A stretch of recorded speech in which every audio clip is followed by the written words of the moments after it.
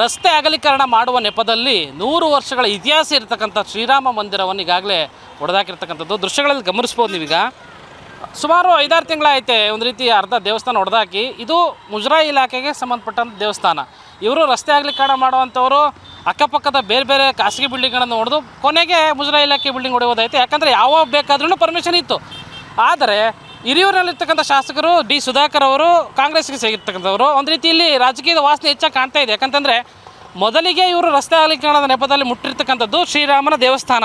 ಏನಂತಂದರೆ ಶ್ರೀರಾಮನ ದೇವಸ್ಥಾನ ಅಂತಕ್ಕಂಥದ್ದು ಏನಾದ್ರು ಕಣ್ಣಿಗೆ ಬಂದ ತಕ್ಷಣ ಅದು BJP ಸೇರಿರ್ತಕ್ಕಂಥದ್ದು, BJP ದೇವಸ್ಥಾನ, ಒಂದು BJPಯ ಹೆಚ್ಚಿನ ಭಕ್ತರು ಬರ್ತಾರೆ. ಈ ರೀತಿಯ ಒಂದು ಹುನ್ನಾರದಿಂದಾಗಿ ಈ ಒಂದು ದೇವಸ್ಥಾನಕ್ಕೆ 5-6 ತಿಂಗಳಿಗಂತ ಇದೇ ರೀತಿ ಒಂದು ರೀತಿ ದುಸ್ಥಿತಿ ಬಂದಿದೆ ಅಂತಲೇ ಹೇಳ್ಬೋದು. ಯಾಕಂತಂದರೆ ಈ ರೀತಿಯಿಂದಾಗಿ ಒಂದು ರೀತಿ ಯಾವುದೇ ರೀತಿಯ ಕಾರ್ಯಗಳನ್ನು ಮಾಡೋಕ್ಕಾಗ್ತಿಲ್ಲ, ಪೂಜಾ ಕೈಂಕರ್ಯಗಳನ್ನು ಮಾಡೋಕ್ಕಾಗ್ತಿಲ್ಲ.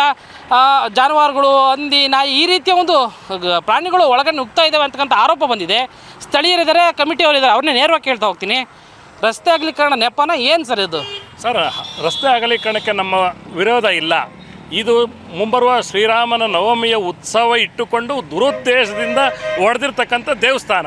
ಇವತ್ತು ಆ ದೇವಸ್ಥಾನವನ್ನು ಒಡೆದು ದೇವಸ್ಥಾನಕ್ಕೆ ಅಪವಿತ್ರ ಆಗಿದೆ.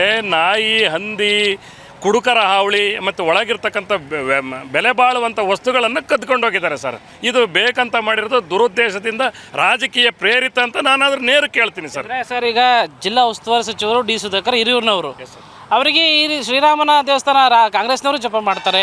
ಈ ರೀತಿ ಏಕಾಏಕಿ ಹೊಡಿತಕ್ಕಂಥದ್ದು ಏನಾದರೂ ಇತ್ತಾ? ಏನು ರಾಜಕೀಯ ಏನಿದೆ? ರಾಜಕೀಯ ದುರುದ್ದೇಶ ಸರ್. ಏಕಾಏಕಿ ಹೊಡಿಬೇಕಂತೇನಿಲ್ಲ. ಕೋರ್ಟ್ನಲ್ಲಿರ್ತಕ್ಕಂಥದ್ದು ಸಮಸ್ಯೆಗೆ ಇಡೀ ಊರಿಗೆ ಗೊತ್ತು. ಬೇರೆ ಎಲ್ಲ ಹೊಡೆದು ಬಂದು ದೇವಸ್ಥಾನ ಹೊಡಿಬೋದಾಯಿತು. ಅದಕ್ಕೆ ಮುಜರಾಯಿ ಇಲಾಖೆ ಆಗಿರೋದ್ರಿಂದ ನಾವು ಯಾರೂ ಬೇಡ ಅನ್ಲಿಕ್ಕೆ ತಯಾರಿಲ್ಲ. ಬೇಕು ಅಂತಲೇ ಇದನ್ನು ಮುಟ್ಟಿದರೆ ಬೇರೆಯವ್ರಿಗೆಲ್ಲ ಭಯಭೀತರನ್ನಾಗಿ ಭಯ ಬೀಳಿಸ್ಬೇಕಂತಲೇ ದೇವಸ್ಥಾನ ಬೇಕಂತಲೇ ಹೊಡೆದಿದ್ದಾರೆ. ನೇರ ಹೊಣೆ ಇದಕ್ಕೆ ಸಚಿವರೇ, ಇಲ್ಲಿರ್ತಕ್ಕಂಥ ಆಡಳಿತ ಆಗಿರ್ಬೋದು, ನಗರಸಭೆ ಆಗಿರ್ಬೋದು, ಸಚಿವರೇ ಇದಕ್ಕೆ ನೇರ ಹೊಣೆ. ಸರ್, 5-6 ತಿಂಗಳಿಂದ ದೇವಸ್ಥಾನ ದುಸ್ಥಿತಿ ಐತೆ. ಕೇಳಿದ್ರೆ ಅಧಿಕಾರಿಗಳು ಏನು ಹೇಳ್ತಾರೆ ಸರಿ ಮಾಡಿಕೊಟ್ರಿ ಅಂತಕ್ಕೆ? ಈ ಬಗ್ಗೆ ಸಾಕಷ್ಟು ಮನವಿ ಮಾಡಿದ್ದೀವಿ ಸರ್. ಈಗ ಹೊಡಿಬೇಕಾದ್ರೆ ಹೇಳಿದರು ಅದೇನು ಪುನರ್ನಿರ್ಮಾಣ ಸಚಿವರೇ ಮಾಡಿಕೊಡ್ತಾರೆ ಅಂತ ತಹಶೀಲ್ದಾರ್ ಖುದ್ದಾಗಿ ಹೇಳಿದರು.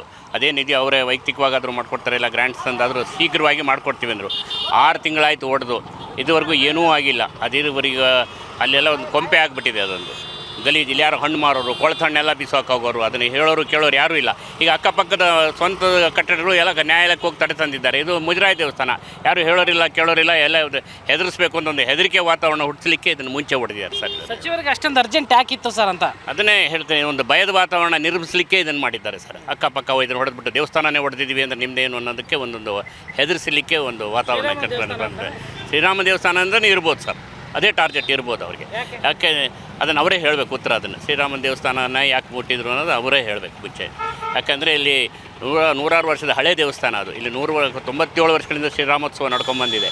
ಈ ವರ್ಷವೂ ನಡೀತಾ ಇತ್ತು, ದೂರಿಯಾಗಿ ನಡೀತಾ ಇತ್ತು.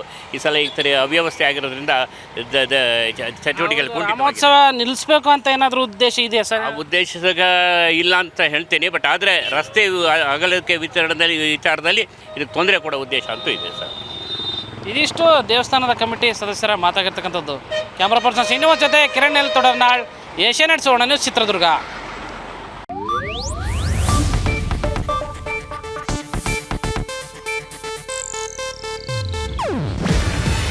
ಇದು ಏಷ್ಯಾನೆಟ್ ನ್ಯೂಸ್ ನೆಟ್ವರ್ಕ್ ಪ್ರಸ್ತುತಿ.